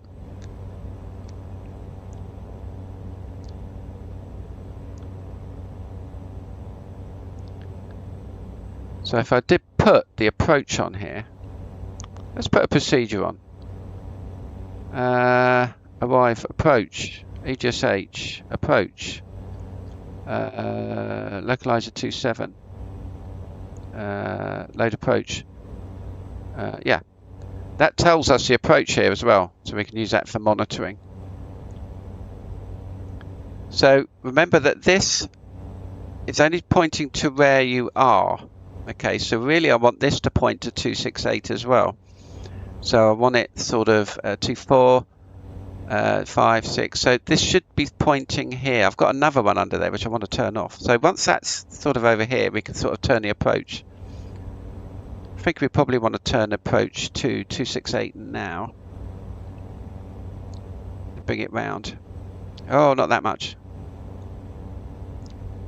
So have I got one way in sight? Let me have a look. So we should be coming in.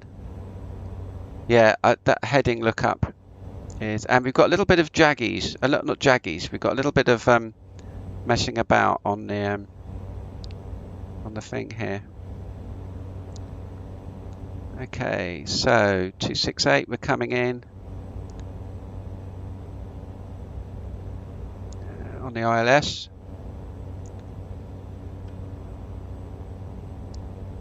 So they should sort of both align at some point. So NDB approach, we're still coming in. So at some point they'll both be pointing, let's go down a bit, 270. Oh, that's it, that's it. Okay, right, we'll put the heading bug there now. So that should, both needles and this should be aligned. Great, okay, I don't have runway in sight. Golf Bravo Sierra Sierra Charlie on final runway 27 to land. Oh, I'm a bit over. Let's go over a bit more.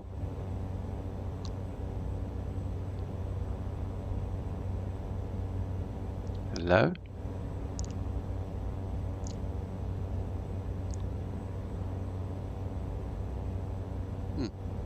Golf Bravo Sierra Sierra Charlie on final to land. Golf Sierra Charlie, runway 27 is active. Expect the ILS runway 27 approach. But that's what I said. Oh, what? What do you mean vertical track? Shut up. Oh, it's picking up the ILS on the GPS, but we're not following that in. I'm doing a manual approach.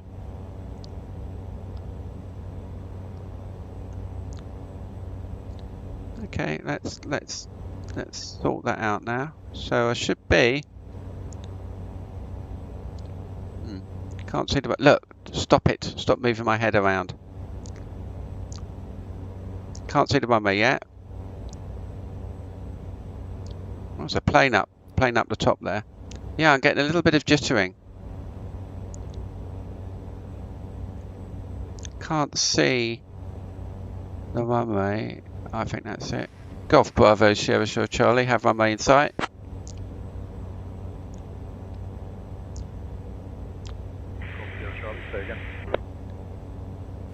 Golf Bravo Sierra Charlie, have runway in sight. I think it's over there. I mean airport in sight. Golf Bravo Sierra Charlie, have airport in sight. That's what I meant to say.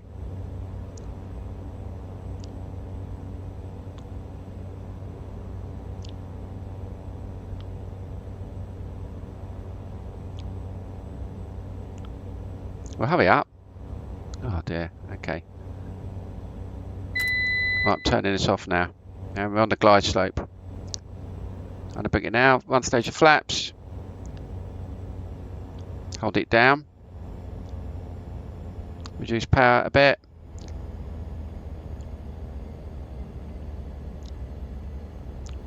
I've gone up a bit. I need to go down.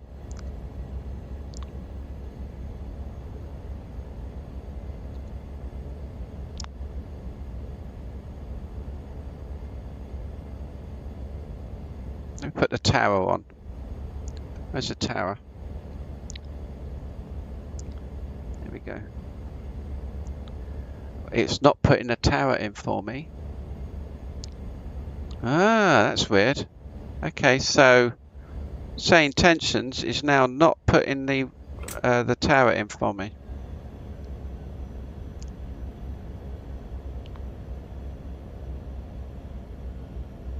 Keeps putting me in Paris. I don't know why. Okay, I'm going to try and come in at, let's turn it all the way down.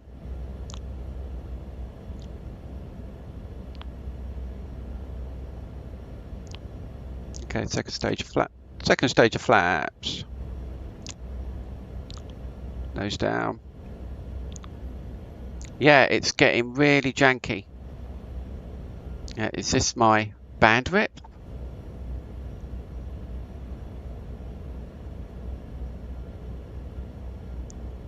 Is it the LODs I've got on? I don't know.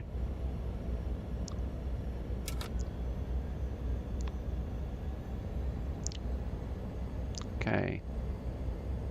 Golf Bravo Sierra Charlie on final to land.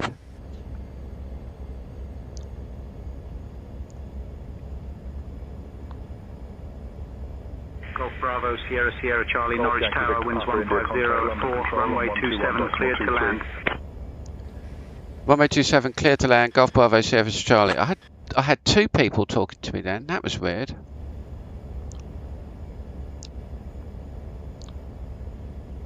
Let's see if I can land this without floating today. Apparently you're meant to plonk it down. Okay, forget the ILS now. Oh wow, look at the jankiness.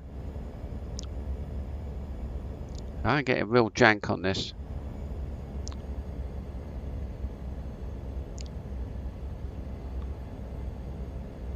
Okay, forget the ILS now. Why am I getting such jank? Okay, in the profile, 5x5 in the box, whatever you call it. 2 red lights. Speed should be a bit more. I'm okay at 85. Still 2 lights. Waypoint approach. Missed approach. Okay. Waypoint active. Well, no, don't tell me that now. Okay, coming down a little bit low. That's fine. Come over a bit more.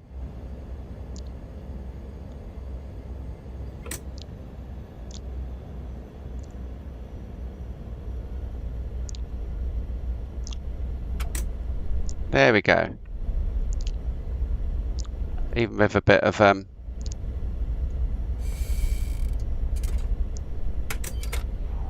beta on.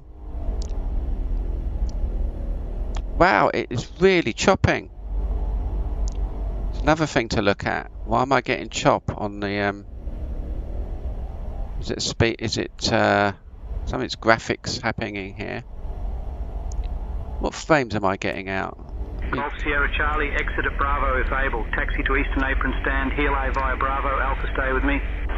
Well, I'm still at 6.5. Golf Victor, Victor Golf Delta holding short of 27, ready to go. Still getting over 6,000. The output's Victor, fine. Victor Golf Delta, winds 150 at 4, runway 27, cleared for takeoff. Golf Bravo Sierra Sierra Charlie, exiting at Delta. I think that's Delta. I'm at Echo now. Yeah, something rung in the background. I wonder what it is. Yeah. Well, I knew where Delta was.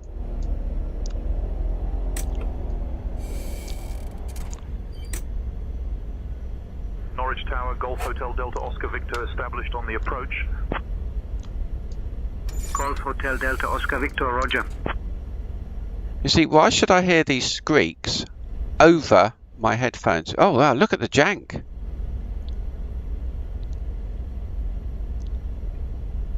This is weird.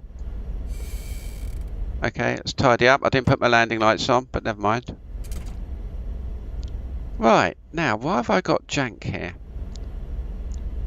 Let's just put that on. The inertial separator was on all the time. Power was my power stroke continued?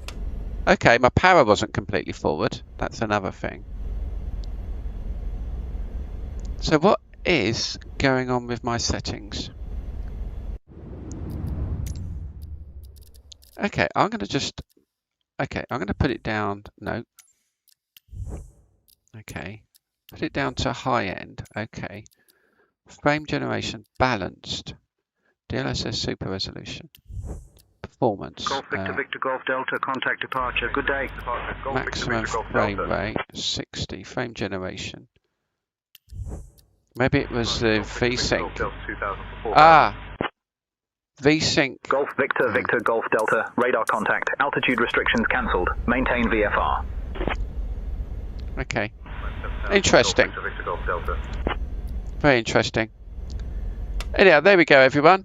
We got up, did an NDB, sort of an NDB twist and turn onto the arrival east. Monitored it via the doodad. We did an ILS. I got the ADF to work.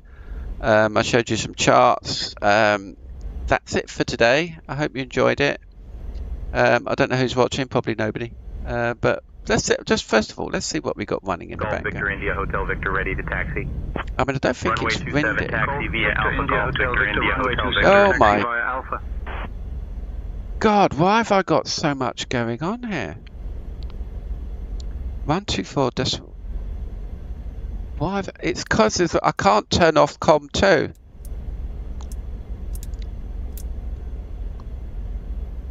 Can I turn it? Golf Victor Victor Golf Delta, contact. London Control on 135.425. I've got the ADF. I can hear the ADF. Beep, beep, beep. 135.425, Golf Victor Victor Golf Delta. I can hear the ADF and the DME, but I can't turn off. Oh. Ah. Okay, because I've got COM mic. Oh, was I talking on COM2? That's interesting. But I should be on the tower. I should be on the tower. Not letting me put the tower in. There's the tower. Saying tensions is messing up a little bit. So I was on the tower, but it wasn't visible on here. Maybe because I pressed these COM buttons up there. Norwich Tower, radio check.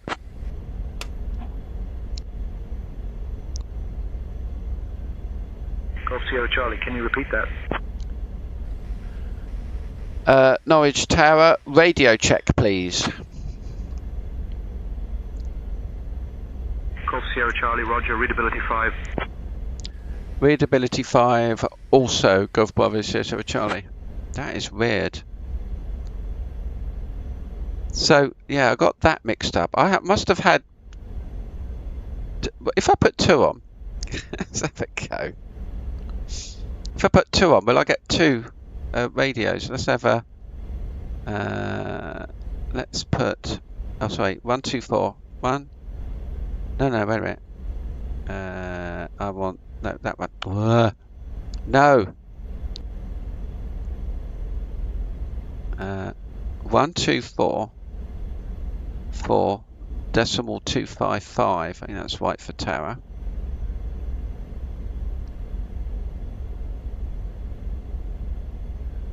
And we'll put COM2 on. Golf Bravo Sierra Charlie, radio check. If I get 2 of them. Golf Sierra Charlie, readability 5. Golf Bravo Sierra Charlie, radio check. Golf Sierra Charlie, roger, readability 5.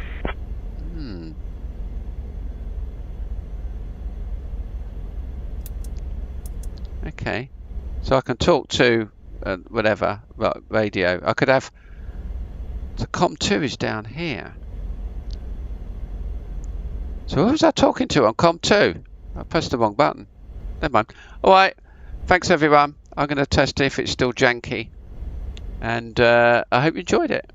It was interesting for me. It wasn't much. So next time, flying in Brazil in a different plane. Thanks for being here. I'm going to put the mountains on now. Bye bye.